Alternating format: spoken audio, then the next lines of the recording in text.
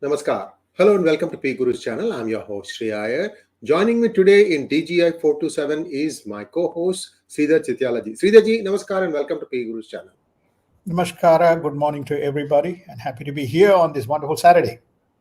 Sir, a lot of stuff happening. Let us start with what's happening with the upcoming or the ongoing visit of the Taiwan President Tsai in United States. She came to LA, she met with the House Majority Leader, and then she has been meeting with various political personalities. In the meantime, China has been rattling its saber one more time. It's been flying 40 plus planes across the median line separating China from Taiwan Strait.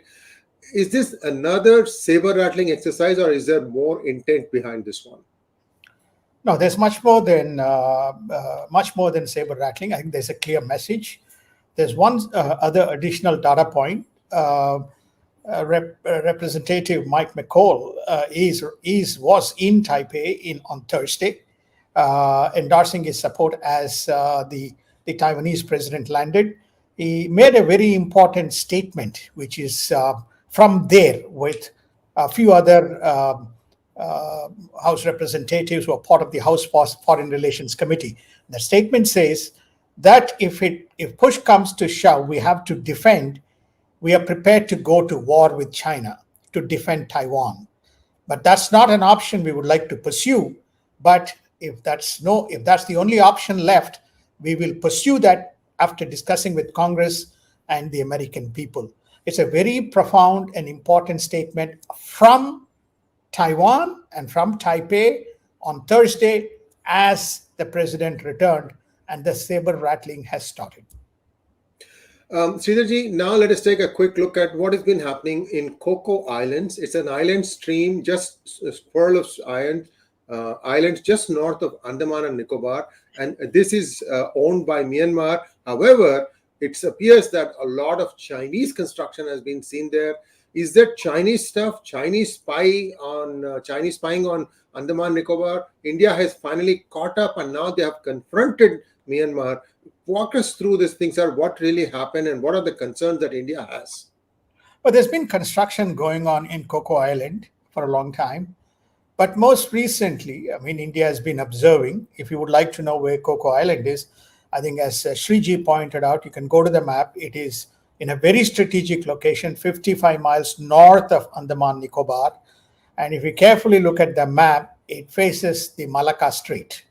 Remember, Andaman Nicobar is where our naval submarine and India's naval footprint is. And India's responsibility was a blockade in the event that China entertains any aspirations. Right there, one could see the construction, more recently, the construction activity where even Chinese workers are present. It is believed that there's also some kind of surveillance and tracking center that is being built. This evidence was collected based on a US data that was given by Matrix Corporation, which monitors this specific area. I know many times people ask the question, what happens to Indian satellites? What happens to Indian satellites? Why it's always US? We can answer the question, but the fact is that it is a US data. That data was given to the Indian authorities, and then Indian authorities confronted Myanmar in the month of January with this specific data. So obviously the intelligence comes out a little bit later. Recall we covered this in DGI. There's a Chinese balloon that went over the Andaman Nicobar Islands that was also brought up, and it just got smooshed away, or the information not responded appropriately. So there is a consistent pattern of spying going on around that specific area. Another strategic importance is the 𝙒𝙗𝙗𝙗 most recent submarine port is going to be diametrically, vertically down in the Western Australian Hamas Sterling port to provide logistical support if it is required across the Indian Ocean. So this is a very significant kind of a development as China prepares itself for very clearly a war and eliminating those areas that it believes is potential points of vulnerability. Viewers, please don't again sell 10-cent comments that US cannot be trusted. Look, this is not something that is a fiction or an imagination. We are telling you that US has helped India, and the way the satellite imaging works is the satellites are set up for a particular latitude, longitude, and they can't really go too far off of that to go and look at something that is happening beyond that. So whatever it is, the point I'm trying to make here is there are three types of comments I've observed, Sridharji.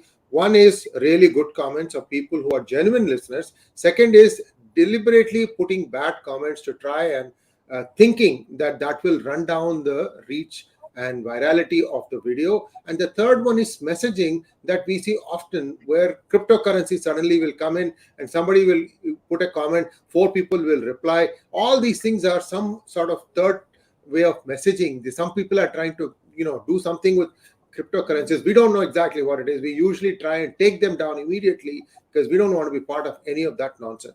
Just wanted to tell people, news is news, data is data, truth is truth. So look at it that way when you put your comments. Let's have a good intellectual discussion of back and forth rather than making shooting from the hip. It doesn't help anyone.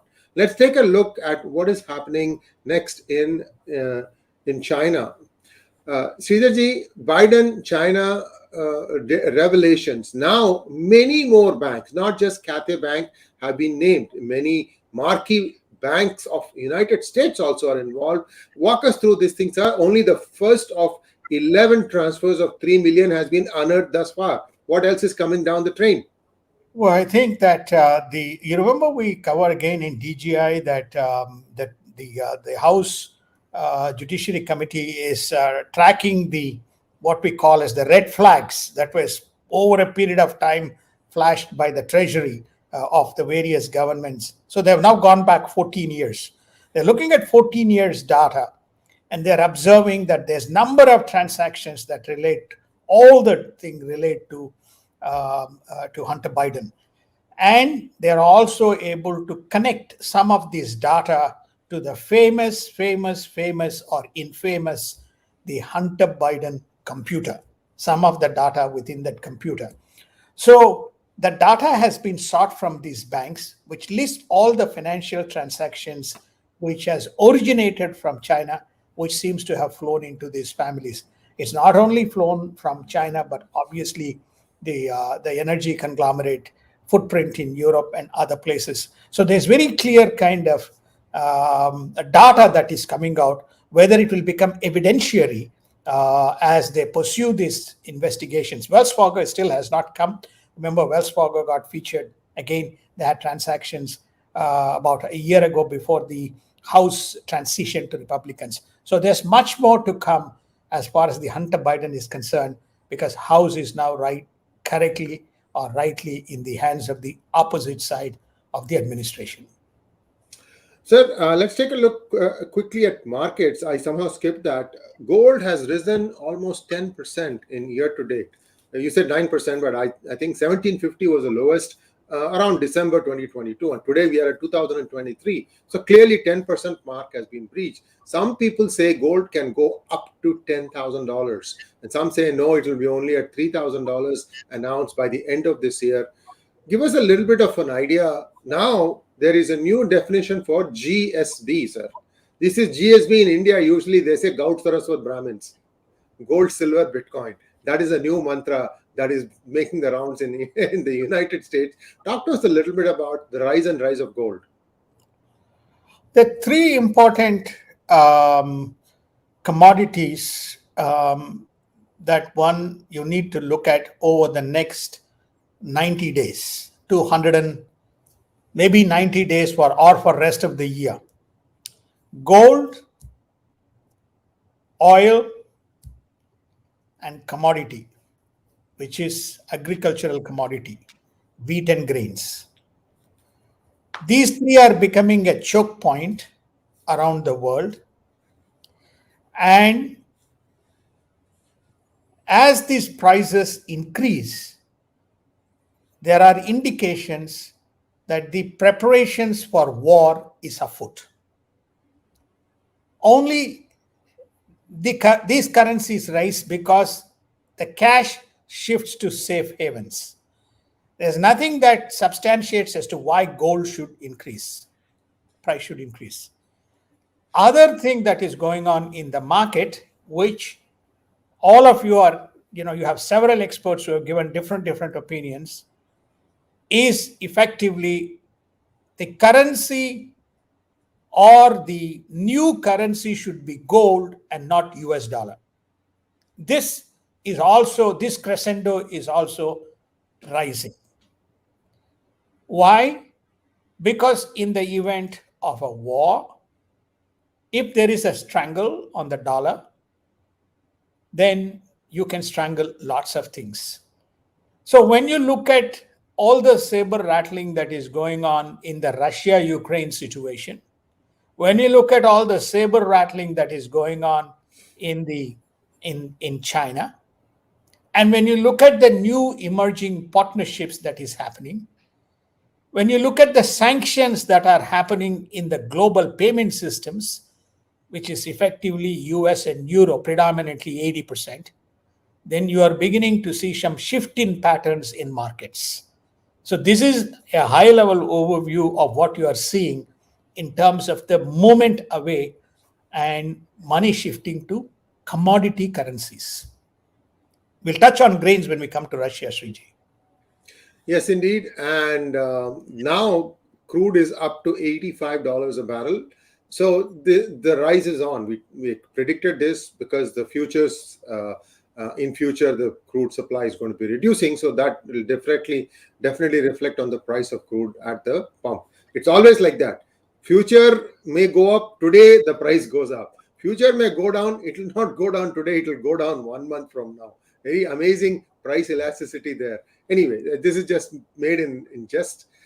Nobody checks it. There have been many commissions of inquiry in California doing this, but nobody has ever been punished. That's how this works. So people talk about no corruption in the West. That's not true. It just happens in a much scientific level, much higher level. Sir, let's take a quick look at Ukraine's first Deputy Foreign Minister, 𝙒𝙗𝙗𝙗𝙗𝙗. She's going to be asking on an upcoming visit to India for humanitarian aid. So I guess the war is now ravaging some of the agricultural produce of Ukraine, because that's all in the eastern part of Ukraine, isn't it? Yeah. I think that and also the southern, the Kharkov region, which is also an important conduit. Also, the Black Sea has been choked. So Ukraine has no alternative if Black Sea is choked. For it to only use land route, which is very complicated. Remember, Ukraine and Russia, along with India, are the three largest producers of grains. Plus, of course, Ukraine is also home to many other fertilizers, and they are the largest producers of inert gases, and the inert gases are used in semiconductor chips. So there's a lot of things that goes directly into Ukraine. But the lady is Madam Zaparova is coming into to India to seek help on aid, but also the energy installations. Remember, that was one of the first things that was targeted by the Russians, to take out their energy and infrastructure. So they're coming out to seek help to repair some of the energy installations. India is also the chair for G20 this year till November 2023 or December 2023. So she's coming down to seek support from Modi ji to invite Mr. Zelensky to address the G20 meet. And now let's turn our attention to Arunachal Pradesh, countering the move of China to rename many Arunachal villages into Chinese names. The Indian Defense Minister is going to be touring the area and is going to be announcing a lot of infrastructural projects. I'm not sure this is the right response, though, and we are going to analyze this at 8 p.m. tonight with Sumit Peer. So do log back into our program. We're going to have a lot of new insights about India's strategy in countering China's fake narrative. So that's a separate subject. But Sridharji, touch upon this, sir. How do you think this makes a difference? I mean, they'll say, oh, good. You're doing all the work for us, then we can come and occupy this area. I'm just being the devil's advocate here. Well, I think that historically one needs to look at what was different today to what was before. What was before you is that we had a modicum of footprint, no preparedness, which is the reason why India squandered and squandered and squandered, thousands and thousands of, acreages of land, and why it was dismissed as green pasture. And there has been attempted influence of Chinese footprint within India to all these incidents. So clearly there's a message that is going from, at least from the Indian side, which is to say, okay, you got the stuff, we are also developing on this side. We have got the infrastructure, we got the villages. They're also sending message to the villages, we are not neglected you. Remember how many years the Northeast was neglected by India. Forget everything else in the past. Northeast was neglected in terms of the infrastructure. That has happened in less than 9 years. More recently, in the 5, 6, 7 years, you've seen lots of progress. So I think they're building up the farming, they're building up the water resources, they're building up, they're tapping into the energy ecosystem, but most importantly, they're buying into the goodwill across those 4 or 5 states, along the border, and preparing themselves, which is to say, we are here, the people are with us, and we're continuing to grow. So besides the army infrastructure, the civil infrastructure is also being prepared in the event. Not in the event, I think there is definitely going to be, very similar to Taiwan, there's definitely going to be an India-China war. China never buckles down, especially under this present Emperor Xi. So he probably will meet his Waterloo in the Northeast.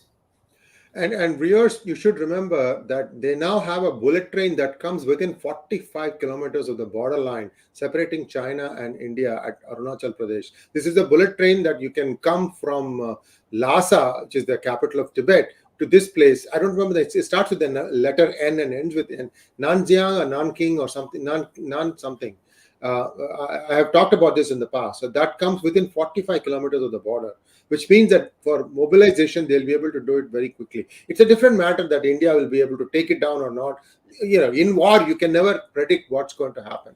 And we also have to keep in mind that Chinese construction, Chinese infrastructure, the less said, the better. So there's going to be a day of reckoning for China, as much of its arms and ammunition will be tested out and see how good they are as they claim to be. So that will be the moment of reckoning. Let's go on to other things. I just want to make one important observation here. Yes, sir. Yes, the important observation is many of the soldiers who come are going to fight this battle, they are not from that region. They're from mainland China. This is a difference that the war strategists have pointed out. They're very less motivated. Some of these people who are captured by the Indians and released, they don't even know why they are there, but they are there because of the directive. So this is going to be a very important difference, as this, you can have all the infrastructure, you can have all the equipment, but if you don't have a motivated army which believes in that region and which believes that it belongs to it, then I don't know how they can motivate. This is at least what intelligence and insights that I have heard, which is a very decisive factor as far as India is concerned, Sriji. I just wanted to make that point. Thank you, sir. We also know that along the LAC, China needs to recycle its troops far faster, far more frequently than the Indian side. I believe the numbers are 1 month for China and 1 year for India because of the altitude and the harsh climate. So there are many other things also that are happening, like what Sridharji said, that the people don't even know why they are there. At the same time, all this pressure must be bleeding China dry. I'm hearing some really disastrous stories about how their economy is in a free fall. To get the accurate data, we are going to get 𝙒𝙧𝙤𝙪 very shortly. He'll give the insights from the other side, looking at what is happening inside China. So stay tuned for that one. Will happen in the next couple of days. Let's take a quick look at the South Korean foreign minister's visit to India. Sridharji, South Korea is becoming more and more closely aligned with India.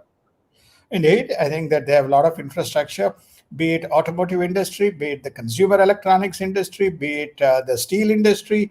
Korea has been a very strong partner. The fact that the foreign minister is re-endorsing India to be a very productive and constructive partner, and the capital continues to flow, is an endorsement. I mean, we remember we said, and people had a Japan, India, Korea, very soon Indonesia will be coming, and Singapore. So you can begin to see the Indo-Pacific partnership beginning to line up both within an economic context and in a strategic context. Viewers, South Korea used to be ruled by Hindu kings, and I was at Asian Art Museum in San Francisco. It's a beautiful museum right opposite the City Hall, and you can go through and visit the objects there. The capital at that point of time was called Indrapuri. I'm not sure if Indrapuri is the same as today's modern day Seoul. Korea as a kingdom perhaps had more parts of not just North Korea, but even some into mainland China, and it is believed that a Tamil princess was married into that family, and when she went to Korea, she actually set about defining some words to be added into the Korean language. The most important being father and mother, which is appa and amma, which is what it is in Tamil. So it's a very interesting thing. If you were watching a Korean web series on Netflix or Amazon Prime, you'll be sure to pick up all these small nuances where they address the children address their parents by appa and amma. So there is a lot of cultural connect. In fact, I think Korean prince, there is a royalty there, and they claim their lineage back to Lord Rama, isn't it, Sridharji? She was there at Ayodhya recently. That's correct. Yes, I think she was. In fact, there's a princess from Ayodhya who got married they came in the dream, and they came and they met, and the princess was married into the family, and hence there is this significant historic connection between Korea and going back to the Treta Yuga in India. So, next question to you, sir. A 45-year-old Israeli Arab rams a van into tourists vacationing on a beach off of Tel Aviv. One Italian tourist is dead, several injured. Sir, why doesn't the loudmouths of the squad ask these questions of their constituents, that you cannot kill innocent tourists in a third place, sir? I think first and foremost, I think in DGI we have been covering the flash points around the world. We have been preemptively covering this, and you can see everything lining up as the days progress. Each of these flash points spruce up, and now, of course, we have been covering the Israel, Israel, Syria, Lebanon, and Iran. And you can why this particular person, it is to do with frustrations around what happened in the mosque, and very quickly Israelis put down the demonstrations in the specific mosque, and as a consequence you are seeing some of these interesting or point activities of what you call suicide bombings and terrorist attacks. So this guy tried to ram, and as the van rolled, he tried to get out and he tried to shoot. It was obviously neutralized. All this goes back to Hamas, Hezbollah, as well as the Iranian surrogates instigating. Now, you made a very important point, which is namely, why is the squad not helping or raising this issue? The squad continuing to spew problems, and they are still persisting while this goes on. Agitations with regard to the judicial reforms, there's still protests going on while you have this specific problem. So they're kind of stirring the pot, and they have been anti-Netanyahu or anti the regime there. So this thing will go on, and to some extent, notwithstanding the fact that the present Biden administration and Antony Blinken have asked people to tone down the rhetoric and preserve calm. Remember, there was just before Ramadan, there was also a meet which was attended by Egypt, Jordan, Palestine, Israel, etc. This trouble has kind of spruced up again. So I don't think we are going to expect anything constructive to answer your question, from the progressive Sriji. Their agenda is different. And I believe Israel refused entry visas to Ilhan Omar and Rashida Tlaib a few years ago. I think that was also during the previous term of Netanyahu, and they don't forget that slight.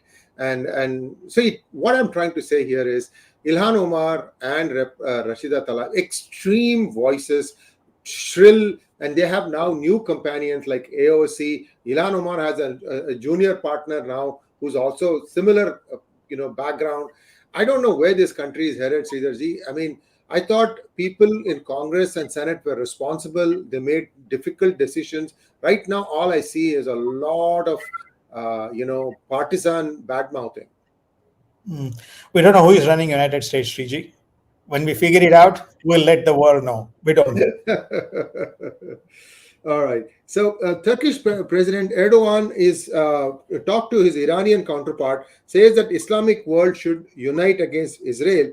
The U.S. military announced Saturday that it had dispatched a nuclear-powered guided missile submarine to the Middle East to help ensure regional maritime security and stability amid increasing tensions with Iran. First, US wanted to do a deal with Iran. Now looks like US is walking back from that. Why is this flip-flopping, sir? Is this again that thing that you said about factions within the Department of State? Well, there are two things. In DGI, we reported, George Bush, the carrier, docking around the Middle East, especially around the Bahraini port. Now we are getting a submarine, which is Florida, coming to the Middle East from Europe, from Italy. I think there are two reasons.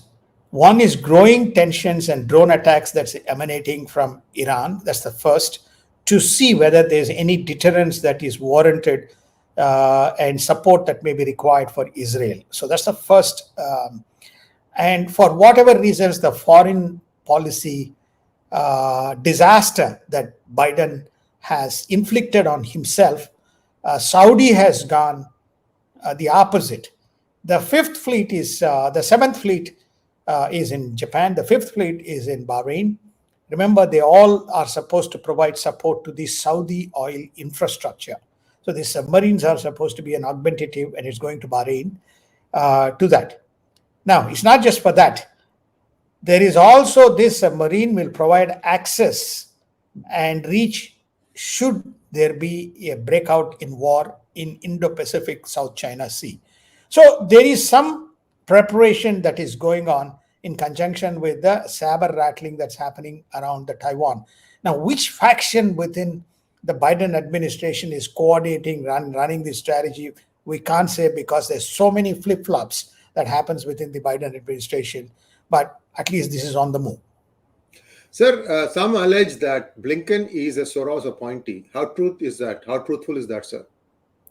I can't comment whether he is a Soros appointee, but what I do comment is he comes from the historical legacy of Obama administration. We'll leave it at that, and let's take a look quickly at what is happening with the Pentagon documents on Ukraine. Looks like US is investigating whether Pentagon documents on Ukraine were leaked. The papers detailing weapon supplies, troop movements, casualty assessments posted online, but may have been altered or used as part of a disinformation campaign. And they are alleging that it was Russia that was behind the leaks. Now, Sridharji, how does this make a difference? I mean, Russia, if it knows the information ahead that US is sending XYZ to Ukraine, why leak it now?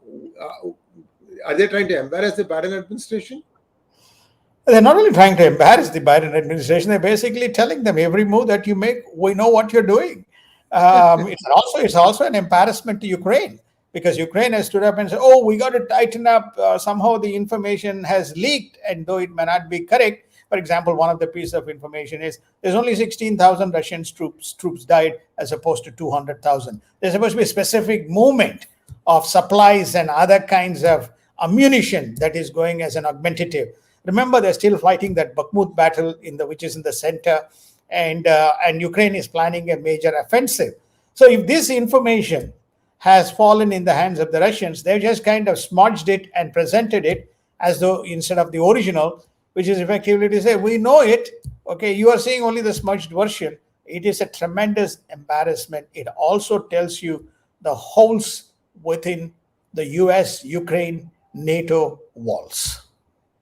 And a last piece of news, we will do this thing and then we'll take on a couple of quick questions and then we'll wrap it up.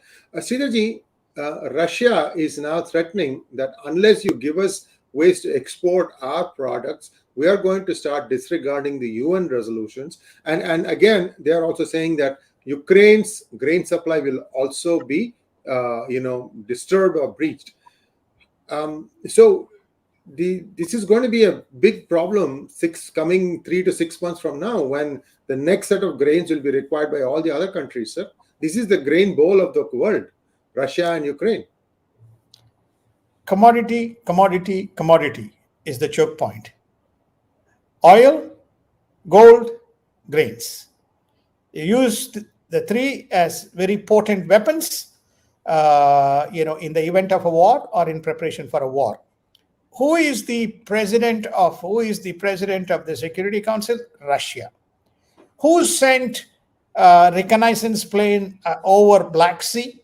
United States. And so therefore the Russians are saying, if we're going to send these things and create some problems for us, Black Sea is off the tracks as far as the movement of the Ukrainian grains in or out, any supplies as far as Ukraine goes. Good luck, Ukraine. You go on the line. And which means they are beginning to apply all points of choke. All is not well. Just as you say everything, all is not well within China, all is not well within Russia either. All is not well. All you need to do is look at we presented a chart, people may have been dismissive. The amount of Russian oil to China has dramatically come down. So China is also playing the weapon very carefully to see how you can neutralize Russia. So therefore, I think that this choke point that they are saying, okay, off the track, is not just a problem for Ukraine, it's a problem for the world, Sriji. And crime again rears its ugly head across United States. One inventor, Bob Lee, VC entrepreneur, got mugged with a pipe in early hours of the morning in San Francisco, and he died in the hospital. I can tell you, Sridharji, I'm now, I go on the streets. Any place you can find some vacant space, like for example in roundabouts where you have cloverleaf patterns where one road merges or connects with another one, you're seeing a lot of tents now. In fact, these probably are actually more US citizens, because I'm also seeing some of them have RVs, some of them have cars. These cars are also parked alongside these tents. So it's essentially people who have been driven out of their homes for whatever reasons. Now, this is just the existing population. And I don't know where the immigrants are being housed. Huge problem, sir. And this is only going to get worse with days and weeks to come. Two incidents. Michael Lee, who is supposed to be Cash App founder, plus he's a payments guy. Bob Lee, sir. Bob Lee, Robert Lee, sorry, was murdered, stabbed. Close on the heels, later this week, the fire station retired commissioner was also allegedly attacked by homeless, allegedly, because we are living in a liberal state. We don't get the truth. We get alleged. Information is always suppressed. But the rising crime rate is alarming. It is because we have a compromised mainstream media. We do not get information at all. It's all positive, but the reality is far different as far as the United States is concerned. As the crime begins to spread in New York, Texas, Minnesota, we don't need to talk about Portland, then Seattle, then of course now San Francisco has become one of the big centers. Very unfortunate, but this is what is happening. We also have had more fentanyl deaths in Texas. China says it is not responsible for it, but the drugs are coming as well into the country. So there's multiple points of issues, but in Biden administration and its entourage is focused, seems to be on wrong priorities. Thank you, sir. And let's take a couple of questions. Request you to keep answers to 1 minute, sir. Thank you so much. Rahul Rathod wants to know, Andaman's transshipment port project has potential to create mini Singapore-like economy in island. Your thoughts on it? Absolutely. I think that's what they're trying to do because it's in a very strategic location. It is again one of the places which is left neglected. Given now India has been building port infrastructure not only within the country, but developing and harnessing storage and shipment capabilities. Clearly, it's a very strategic location. It is right in the heart and access into South China and ASEAN on one side, and then of course it can also be a pivot into Indian Ocean. Next question, please. Partha wants to know, can KXL be revived under Republican leadership in 2024? Keystone Pipeline, Yes. I think. Correct. Yes. The answer is yes. A lot of things will change if both House and Senate comes into the hands of the Republicans, but President Biden can still veto. To overcome a veto, you need two-thirds, both Two-thirds. in Senate, two-thirds in House and Senate to overcome a veto. So you need a president and at least one of the branches, House or Senate, under your control for you to get through the agenda. Sir, I tell you, Biden himself might reopen Keystone Pipeline. What choice does US have, sir? You have already depleted two-thirds of its strategic petroleum reserve, and you have committed to supply oil to West. Sir, this is under the assumption that Biden is in charge of United States strategy. I'm just somehow not convinced that's the case. Good point, sir. Next question, please. Last one. Given that Indian yield curve is flattening and RBI's decision to hold a rate hike, do you reckon that India has reached peak rates, interest rates? Yes, I think right now, based on the latest report that I have seen, State Bank of India produces extraordinarily good research reports. They believe that the rates are where they need to be. They don't believe they need to increase the rates, even if that means that there is a slight bump in US. But the good news for India is US is unlikely, based on the indications that we are getting from the industry, is that we may see a rate cut by the end of the year rather than a rate hike. So I think that India is in a fairly good state in terms of the flattening of the yield curve is concerned.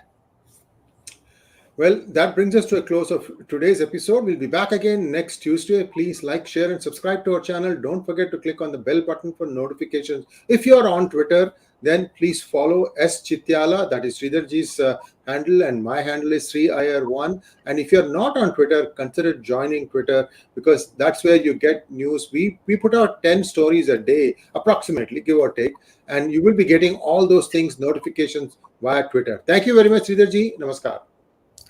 Thank you so much and have a wonderful weekend.